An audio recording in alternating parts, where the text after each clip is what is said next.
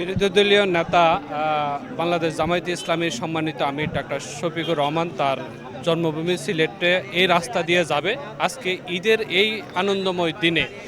এতে আপনার অনুভূতি কি? আউযুবিল্লাহি মিনাশ শাইতানির রাজিম, বিসমিল্লাহির রহমানির রহিম। আসলে ঈদ মানে আনন্দ। আর আজকে আমাদের সম্মানিত আমিরে জামাত আমাদের এই রূপগঞ্জের উপর দিয়ে উনি তার নিজ ভূমি সিলেটে যাচ্ছেন। আমাদের ঈদের আনন্দটাকে আরও বেশি আনন্দঘন করে তুলেছে। আমাদের রূপগঞ্জের সাধারণ জনগণ সহ জামাত এবং শিবিরের এবং জনশক্তিরা আমরা এখানে উপস্থিত হয়েছি।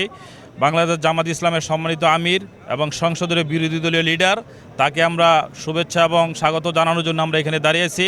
আমাদের রূপগঞ্জবাসীর মানুষের মনে ঈদের আনন্দটাকে আরও বেশি আনন্দ হিসাবে যোগ হয়েছে।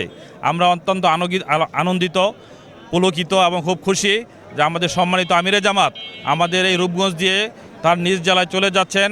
ঈদটাকে আরও বেশি আমরা আনন্দকর করতে পারছি।